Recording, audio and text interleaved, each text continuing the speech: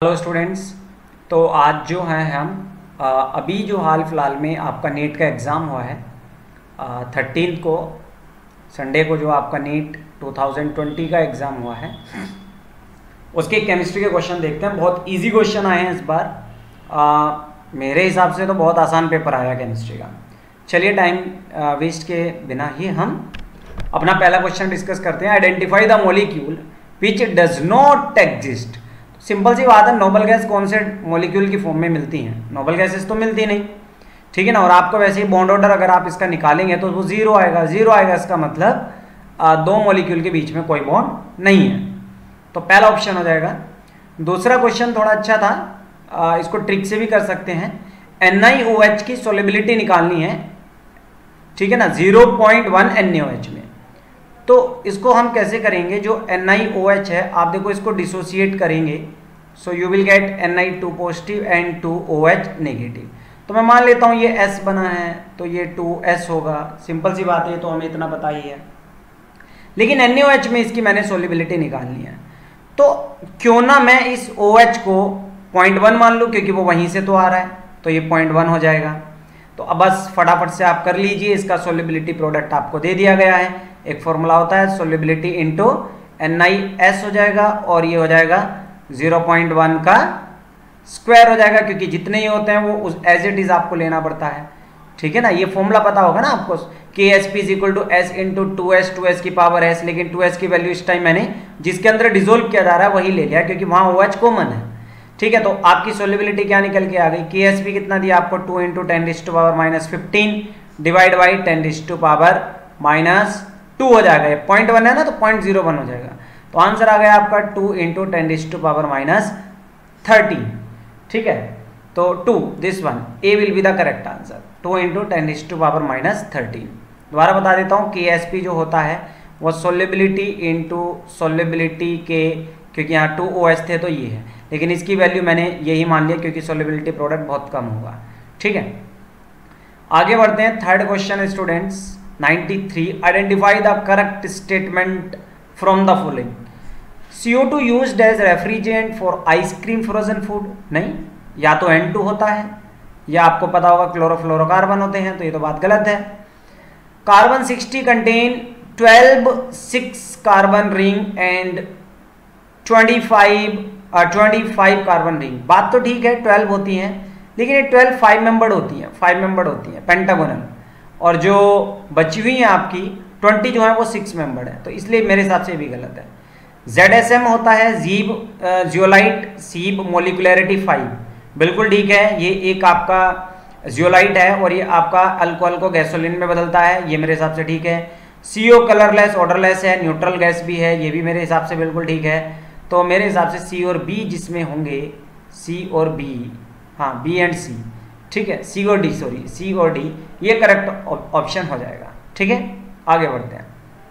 Question है students, hydrolysis of sucrose is given by the following reaction, जिसमें Kc आपको दिया हुआ है, डेल्टा G पूछा है। तो एक तो आप ये ध्यान रखेंगे, डेल्टा G जो होता है -NF सेल होता है, मतलब आपका आंसर जो आएगा वो निगेटिव होगा। तो यानी कि या तो A या फिर फोर्थ इनमें से आपका आंसर होना चाहिए, ठीक है। तो इसको आप कैसे करेंगे? एक सिंपल फॉर्मूला आप यूज करेंगे, delta G is equal to -NF E0 cell, ठीक है ना।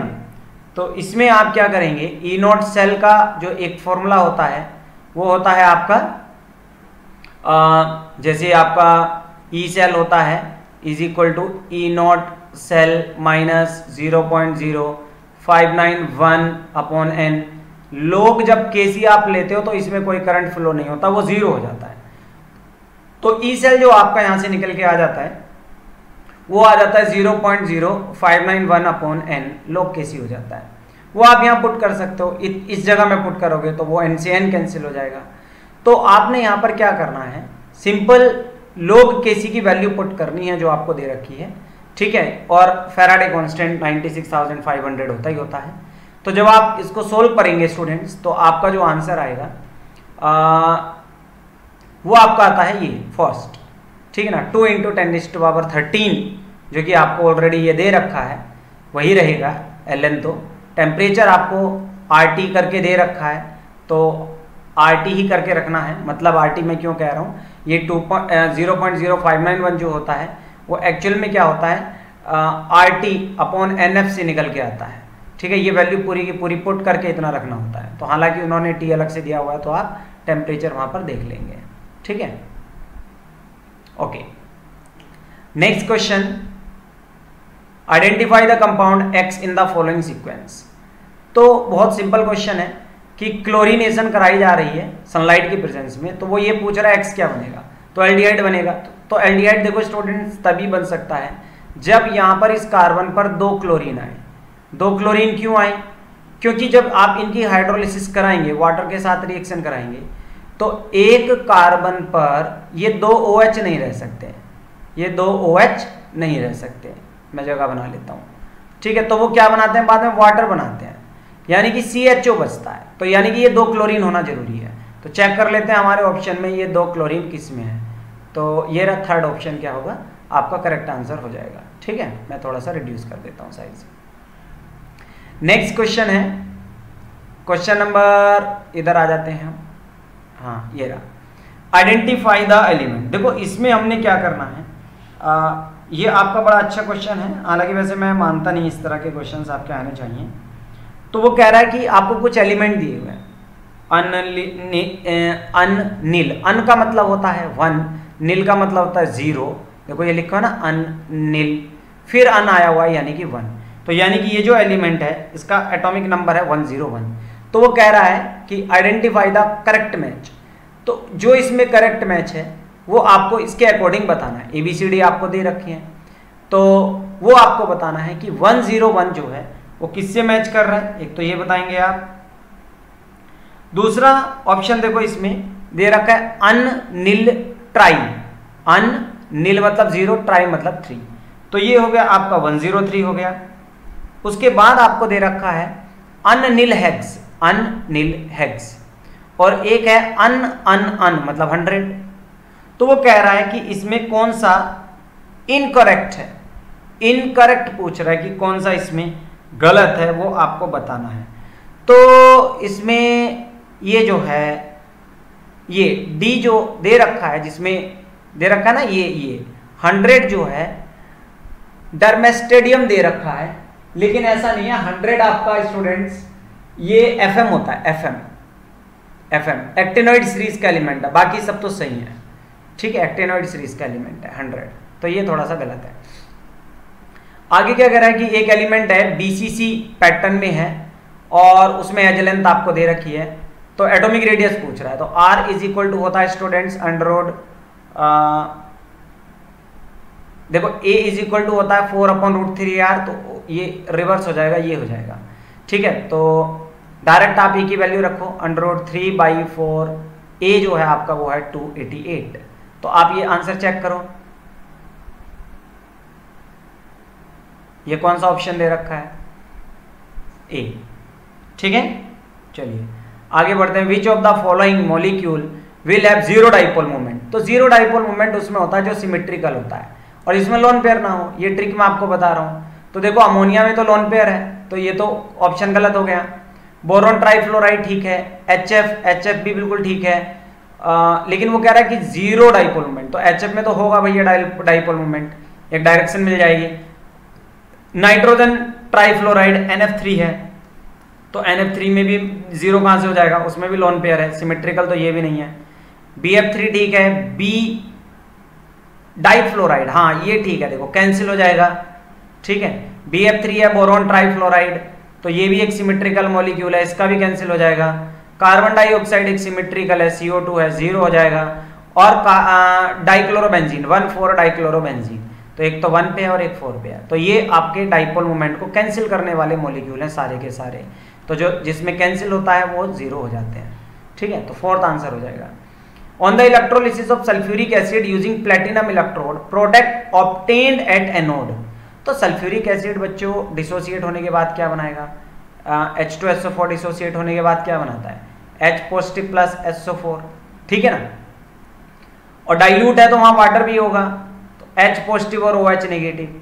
तो एनोड पे जाते हैं एनायन, तो इन दोनों में से जो मर्जी जाए, जनरली जो होगी वो आपकी कौन सी गैस रिलीज होगी, ये जाएगा नहीं, क्योंकि OH जो है वो अच्छा ऑक्सीडाइजिंग है सल्फेट के मुकाबले, इसलिए oxygen will be the answer. क्या होगा यहाँ पर, ऑक्सीजन जो हो जाएगा स्टूडेंट्स वो आपका आंसर हो जाएगा सल्फेट के मुकाबले। एक ऑर्डर आपने पढ़ा होगा। अगला क्वेश्चन है reaction between acetone and methyl magnesium bromide. यहां लिख देता हूं, देखो एसीटोन जो है acetone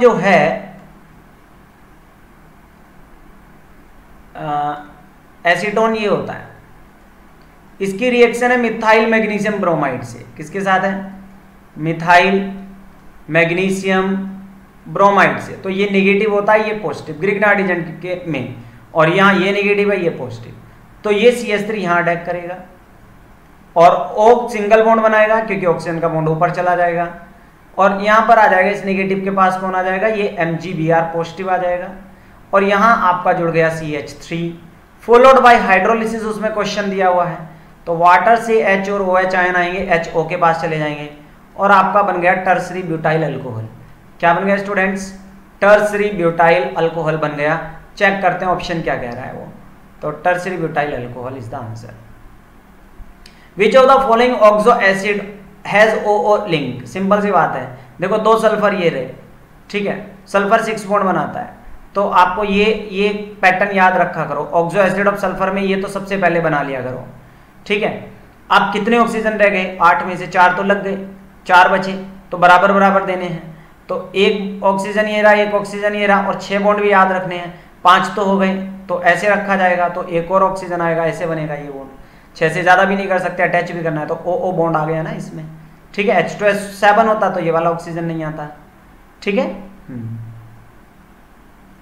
which of the following will give carbylamine. Carbylamine primary amine देते हैं, aniline is the answer. Carbylamine test क्या होता है, जिसमें CH Cl3 और अल्कोहलिक OH के साथ रिएक्शन होती है स्टूडेंट्स, तो NC बन जाता है, NC, ठीक है ना। This is carbylamine falling smell, primary amine will give. बाकी मैं ऑप्शन देख ही नहीं रहा नीचे क्या दिया हुआ है, ठीक है ना। बाकी अगला क्वेश्चन देखते हैं, ऊपर ही है वो, ये रहा। कह रहे हैं स्पिन ओनली मैग्नेटिक मोमेंट क्या होगा, क्रोमियम 3rd पॉजिटिव में, ठीक है ना। तो क्रोमियम 3rd पॉजिटिव में स्पिन ओनली मैग्नेटिक मोमेंट पूछा है। मैं जूम कर लेता हूं ताकि आपको स्क्रीन पूरी विजिबल हो पाए, ठीक है। तो स्पिन और ओनली मोमेंट का फॉर्मूला होता है √L+1, बहुत सारे हैं, √N+2 भी होता है, और एक होता है √4SS+1, दोनों से सेम आंसर आएगा। तो हालांकि सभी स्टूडेंट्स जो होते हैं 4SS इसको प्रेफर करते हैं। तो क्रोमियम का एटॉमिक नंबर होता है 24, एटॉमिक इलेक्ट्रॉनिक कन्फिग्रेशन आपको इसकी पता होनी चाहिए 3d5 4s1 एक्सेप्शनल केस है, 2 इलेक्ट्रॉन निकालने के लिए कहे गए हैं, यानी कि एक तो यहां से जाएगा, 2 यहां से जाएंगे, तो d में 3 रह जाएंगे, और d में ऑर्बिटल होते हैं आपके 5, तो 5 ऑर्बिटल में इलेक्ट्रॉन आपके 3, और ये n जो होता है ये अनपेयर्ड इलेक्ट्रॉन ही होते हैं, तो 3 अनपेयर्ड इलेक्ट्रॉन हैं। तो जब आप सॉल्व करेंगे 3 + 2, तो 5 3 15, और √15 bm जो है वो किसका आंसर आना चाहिए, आप जल्दी से निकालो, स्क्वायर निकालो, √15 का क्या होना चाहिए। 1 मिनट का टाइम देता हूं, वैसे तो 1 भी नहीं देना चाहिए। तो क्या हो गया 4.90, ठीक है।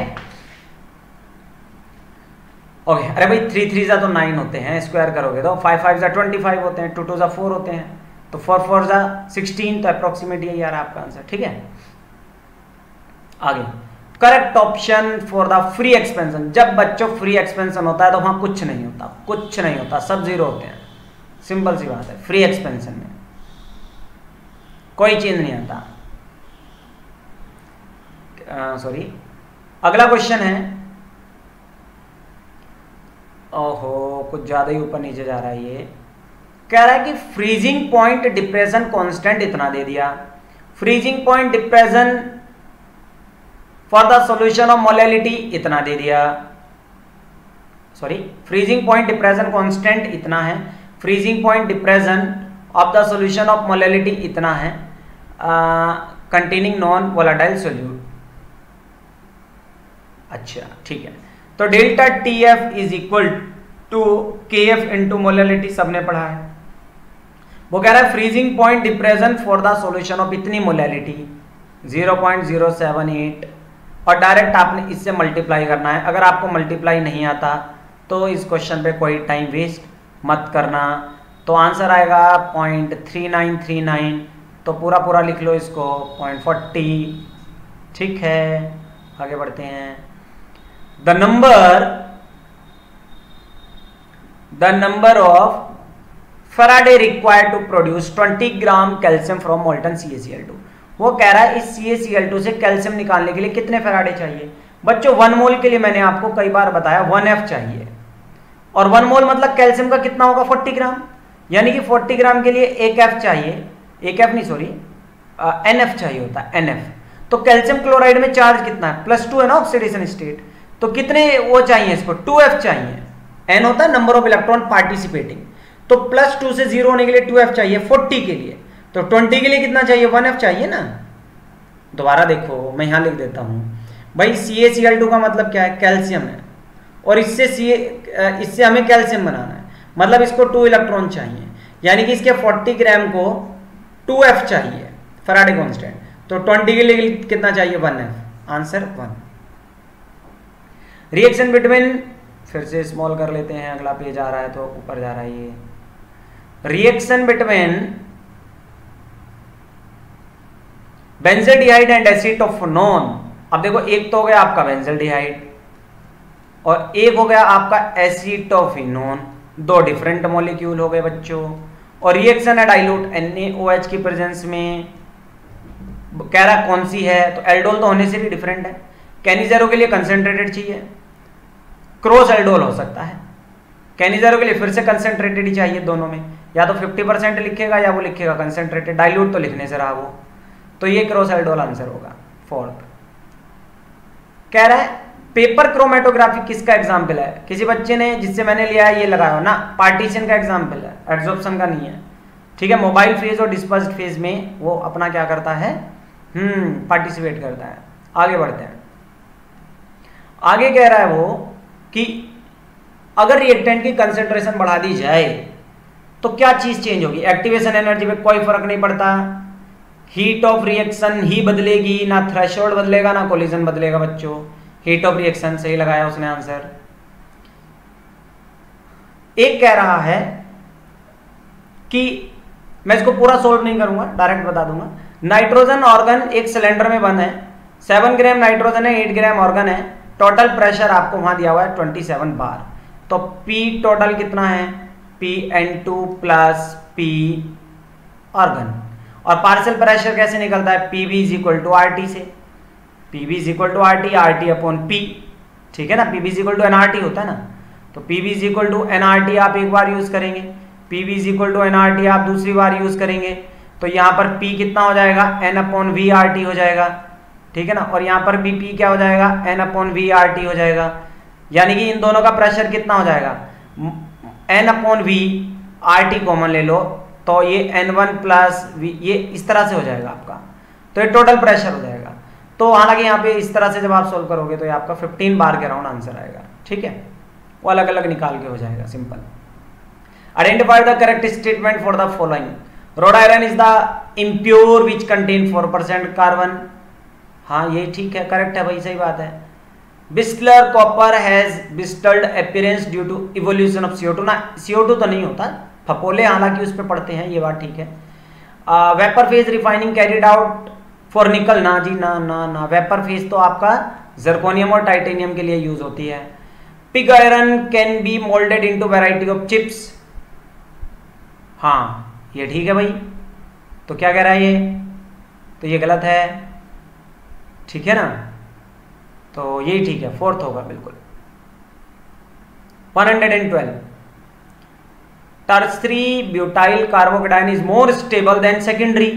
भाई टर्सरी ब्यूटाइल ये है, ये मोर स्टेबल क्यों है, इसके दो रीजन है, या तो इंडक्टिव इफेक्ट प्लस वाला, या हाइपर कंजुगेशन, ये अपने इलेक्ट्रॉन देगा, तो प्लस इंडक्टिव इफेक्ट तो कहीं है नहीं इसमें, इसलिए हाइपर कंजुगेशन।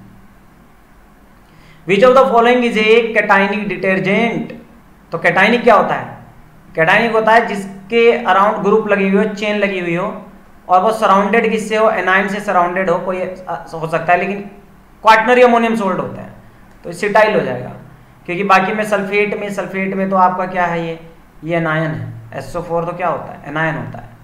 तो कैटायनिक जो होगा वो यही होगा। ठीक है, अगले ऊपर चलते हैं। 114 क्वेश्चन स्टूडेंट्स। तो 114 क्वेश्चन कहता है कि इलेमिनेशन रिएक्शन जो है 2 bromopentane from pent two ene to form pent two yne, क्या है वो, देखो 2 ब्रोमोपेंटेन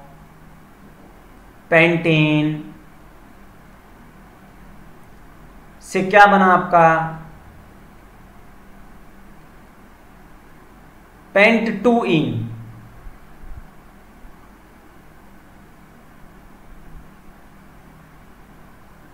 पेंट 2 है ना, तो इधर आएगा। ठीक है,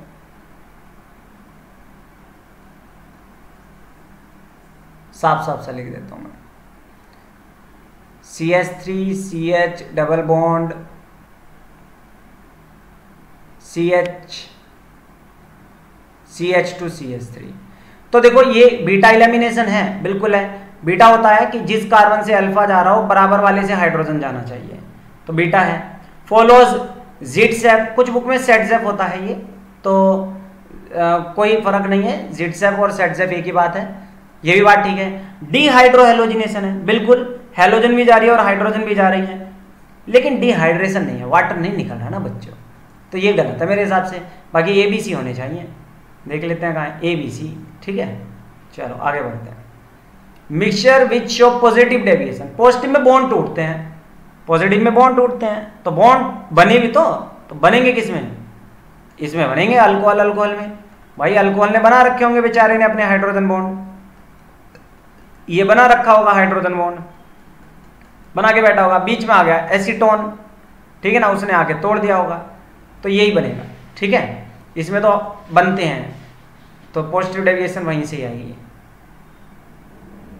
which of the following is the correct order of increasing field ligand. तो देखो साइनाइड सबसे स्ट्रॉन्ग है, तो या तो इन दो में से कोई सा होगा, लेकिन अब जल्दी से बताओ साइनाइड के बाद किसका नंबर आता है, ऑक्सिलेट, तो भैया ये भी बात ठीक है ना। तो लेकिन अब आपको बताना है कि फ्लोरीन और HCN में इसमें मोर कौन है। अगर ये आपने पता लगा लिया कि फ्लोरीन और इसमें कौन है, फिर आप जल्दी से बता दोगे। तो जल्दी से कमेंट करके एक बार मुझे बता दो, मैं भी देख लेता हूँ कितने जल्दी आप बताते हो, नहीं तो फिर मैं यहीं छोड़ दूंगा, क्योंकि कुछ आपको भी करने चाहिए। फ्लोरीन स्ट्रॉन्ग होता है, हाँ ठीक है। चलो अगला है, which of the following is a basic amino acid, serine. Basic amino acid कौन सी होती है, serine.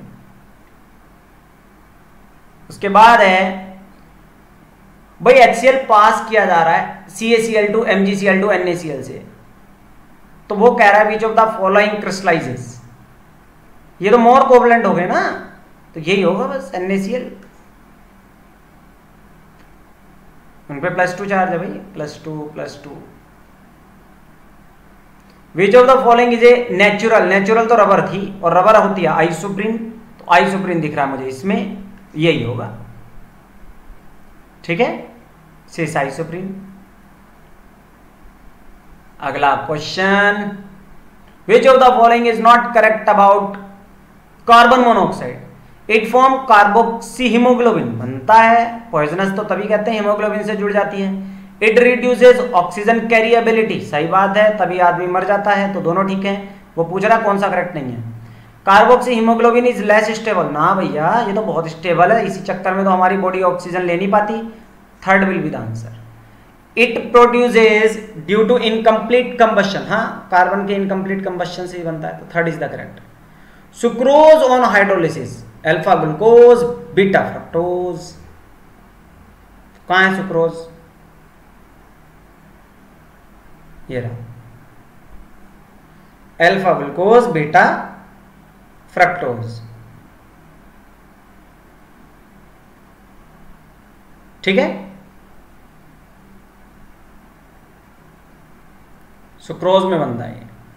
Following metal ion activation में enzyme participate in the oxidation of glucose to produce ATP.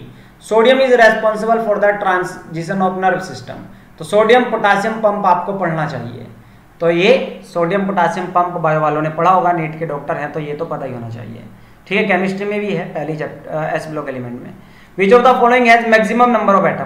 देखो मैक्सिमम नंबर ऑफ एटम होते हैं जिसमें ज्यादा मोल्स होंगे, और मोल्स निकलता है given amount upon atomic mass से। तो जिसके अंदर मोल्स ज्यादा उसके अंदर ज्यादा पार्टिकल, और मोल किसके ज्यादा होंगे, अमाउंट तो सबकी सेम है। तो जिसके अंदर एटॉमिक नंबर जिसका कम है, तो लिथियम का ही सबसे कम है, तो यही आंसर हो जाएगा। ठीक है, ट्रिक से क्या करो, निकालने बैठ गए तो हो गया काम। कह रहा है कि भाई इसमें इलेक्ट्रॉन प्रोटॉन निकालने हैं, बच्चों वाला क्वेश्चन आ गया, तो निकाल दो ना। न्यूट्रॉन प्रोटॉन कैसे निकलेंगे, ये प्रोटॉन ही तो हैं। तो 71 जिन में आंसर होंगे शुरू वाला, देखो प्रोटॉन न्यूट्रॉन मैं यहाँ लिख देता हूँ, प्रोटॉन हो गए 71, और क्योंकि इस पे कोई चार्ज नहीं है तो इलेक्ट्रॉन भी 71 है। तो पहला 71 लास्ट में किस में आ रहा है, एक तो पहले में है और किसी में है ही नहीं, तो ये आंसर हो गया। वैसे 175 में से 71 घटाओगे तो 104 बचेगा। तो proton neutron electron. Next question, question number 25, what is the change in oxidation state. देखो भैया कार्बन CH4 में कार्बन की ऑक्सीडेशन स्टेट जो है 4 हाइड्रोजन है, हाइड्रोजन होते हैं +1, तो कितना है कार्बन, -4 है। यहाँ तो कितना है -4।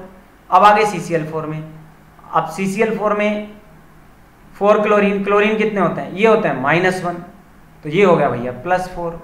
तो ये तो कितने से हुआ, -4 से +4 हो गया। हाँ ये देखो एकदम से इसे लगा देते हैं बच्चे, ठीक है, -4 से +4। Identify the incorrect statement.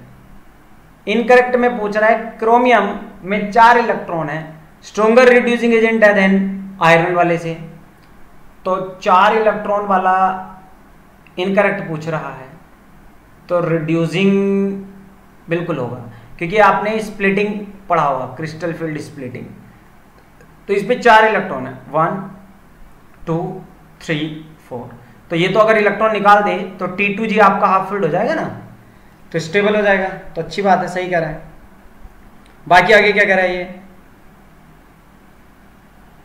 Transition metal and their compound are known for their catalytic activity due to their ability and adopt multiple oxidation state. Absolutely correct. Interstitial compound are those that are formed when छोटे छोटे atom उनके बीच में trap कर दिए जाएं। बिल्कुल ठीक है। और वो कह रहा है कि ऑक्सीडेशन स्टेट क्रोमियम की इसमें और इसमें सेम नहीं है, तो निकाल लेते हैं। क्रोमियम हो गया X, 4 ऑक्सीजन है, हर ऑक्सीजन -2 होता है, और इसकी ऑक्सीडेशन स्टेट ऊपर लिखी हुई है, तो मेरे हिसाब से आ गई +6। अब मैं इसमें निकालता हूँ, 2X जो है +7 into oxygen -2 is equal to 0। मेरे हिसाब से यहाँ भी +6 आ गई, और ये कह रहा सेम नहीं है, तो ये ही वाला इनकरेक्ट है। वो इनकरेक्ट पूछ रहा था ऊपर, देखो इनकरेक्ट, तो वही इनकरेक्ट है भाई। इससे ये बन रहा है कौन सा ऑप्शन करेक्ट है। देखो एटम मर्ज हो रहे हैं, हीट निकलेगी भाई। जब 2 एटम आपस में जुड़ेंगे तो बॉन्ड बनेगा, बॉन्ड बनने में हीट निकलता है, हीट निकलने में डेल्टा H आपका पक्का नेगेटिव होगा, तो यानी कि 0 से कम होगा। तो एक तो ऑप्शन हुआ ये 3 और 4 रह गए, तो कट मार दो, ये तो कोई होगा नहीं। अब एक बात देखो, एंट्रोपी जो होती है, एंट्रोपी होती है चेंज जो होता है फाइनल -1। अब 2 एटम दूर दूर थे, एंट्रोपी का मतलब होता है बिखराव, तो बिखराव इसमें ज्यादा था। अब बिखराव हो गया कम, क्योंकि ये जुड़ गए, तो ये तो स्टेट हो गया S2, ये स्टेट हो गया S1, तो कम माइनस ज्यादा, तो आंसर आया फिर से क्या आया, कम आया, तो यही आंसर हो गया। ठीक है ना। S2 जो है Cl2 की एंट्रोपी 2Cl से कम है। एंट्रोपी मतलब डिसऑर्डर, बिखराव, यहां तो जुड़ गए ये, ठीक है ना, जुड़ गए तो डिसऑर्डर कम हो गया, कम और disorder minus higher disorder, answer क्या आ गया, नेगेटिव। तो नेगेटिव के लिए 0 से कम, तो ये ऑप्शन हो जाएगा। कह रहा है जेटा पोटेंशियल। जेटा पोटेंशियल क्या होता है कि जो आपके कोलॉइड होते हैं, मान लो पॉजिटिवली चार्ज कोलॉइड है, तो इसको आप क्या करोगे, न्यूट्रल करने के लिए नेगेटिव लेयर बिछाओगे। नेगेटिव लेयर क्या करेंगे, बिछाएंगे, तो इनके पोटेंशियल के डिफरेंस, प्लस और माइनस के डिफरेंस को जेटा पोटेंशियल कहते हैं। तो ये स्टेबिलिटी कोई बताएगा, सिंपल सी बात है, स्टेबिलिटी कोई बताएगा, जितना ज्यादा होगा उतनी ज्यादा स्टेबिलिटी, साइज से कोई लेना देना नहीं इसका। लास्ट पेज पे आ गए हैं अब हम। कह रहे यूरिया है, यूरिया को पानी में मिलाएंगे, डिकम्पोज होगा तो अमोनिया देगा, सिंपल सी बात है, खेतों में सबने करा होगा आपने, बायो वाले हैं, अमोनिया देगा। अमोनिया को कॉपर से रिएक्ट करा दिया तो कॉम्प्लेक्स बन जाएगा ये वाला, इसमें क्या दिक्कत है, ब्लू कलर का ही बन जाएगा। ये तो बहुत आसान क्वेश्चन था। मैच द फॉलोइंग, CO और H2 क्या है, वाटर, ये है आपकी सिंथेसिस गैस। टेम्परेरी हार्डनेस किसकी वजह से होती है, इसकी वजह से।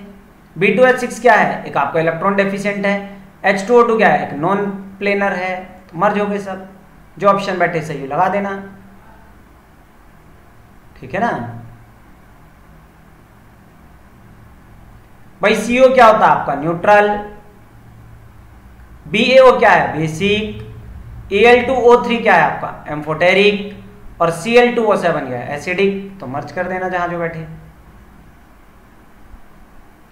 कह रहा है rate constant first order reaction का, अरे केफ का फॉर्मूला क्या है, 2.303/T लॉग बचा हुआ reactant, sorry initial reactant upon final. Time निकलवा रहा है T, 2.303/K कितना दिया, 4.606 10⁻³ इंटू लॉग इनिशियल कितना है 2 ग्राम लिया था, बचेगा कितना 0.2, तो 20 हो गया ये। log 10 कितना होता है 1, तो 2.303 को 4.606 इंटू 10⁻³ से मल्टीप्लाई करना है, तो आ गया 500 सेकेंड। मल्टीप्लाई करोगे 0.5, पावर 3 जाके ऊपर की हो जाएगी, ठीक है ना। 0.003 आएगा वैसे, 0.005 तो 500 हो जाएगा, ठीक है ना। 0.5 सॉरी 500 हो जाएगा। ऊपर बढ़ते हैं 33।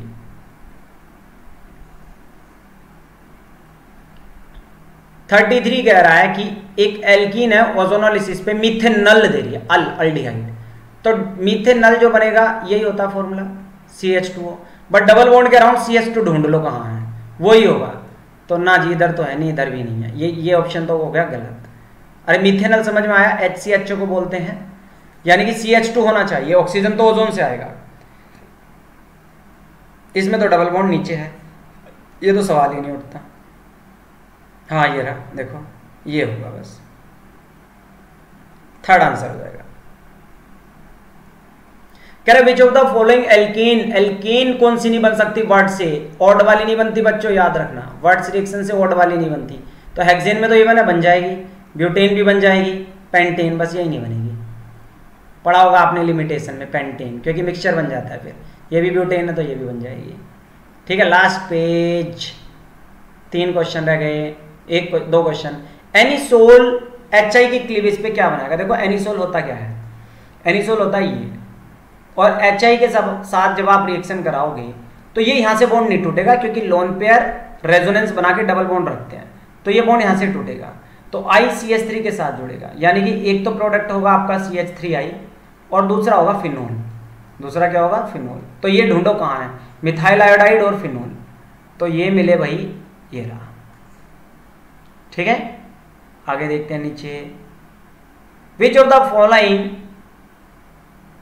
Which one of the following Bohr model is not valid, for which one of the, देखो हाइड्रोजन लाइक एटम के लिए बोहर मॉडल काम करता है, मतलब जिसमें एक इलेक्ट्रॉन हो, 1 इलेक्ट्रॉन हो। हाइड्रोजन हो गया, हाइड्रोजन पॉजिटिव हो गया, हीलियम पॉजिटिव हो गया, लिथियम 2 पॉजिटिव हो गया, तो ये भी है। सिंगल आयोनाइज्ड हीलियम इसके लिए भी काम करेगा। ड्यूटीरियम क्या होता है, 1H2 होता है तो इसमें भी एक ही इलेक्ट्रॉन, इसके लिए भी काम करेगा, ठीक है ना। तो किसके लिए वैलिड नहीं है, Ni के लिए वैलिड नहीं है, बच्चे ने गलत लगाया किसी ने, सॉरी बच्चे। तो ये हो गया आपका स्टूडेंट्स क्या, नीट में बहुत सिंपल क्वेश्चन थे, उम्मीद आपको समझ में आए होंगे, ठीक है। तो बाद में मिलते हैं, गुड बाय।